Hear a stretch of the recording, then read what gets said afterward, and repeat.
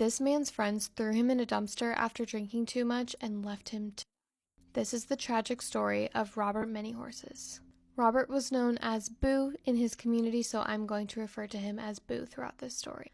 Boo was a 22-year-old Native American man who was unfortunately born with fetal alcohol syndrome. So it was really hard for him to make friends because he looked different than the other kids. So oftentimes he would buy underage kids alcohol so that he could hang out with them, and that was his ticket to making friends once he turned 21. In June of 1999, after a night of heavy drinking with 4 white teenagers in Mobridge, South Dakota, Boo had a few too many drinks and ended up passing out in the backseat of a car.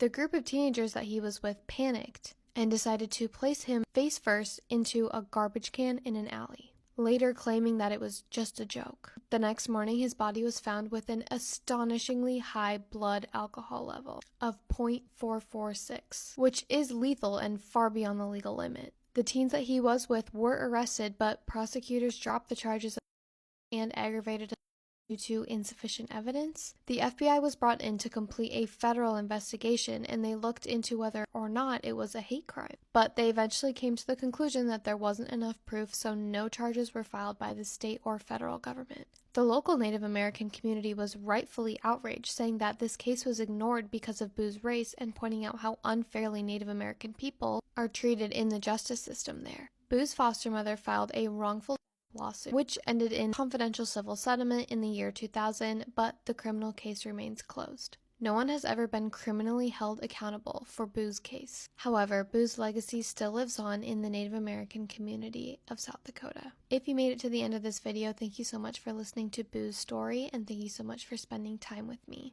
I would love to know your thoughts on this case in the comments. I read all of your comments. I post true crime videos every day, so if you like that type of content, follow so you don't miss my next case, and please, please, please stay safe out there.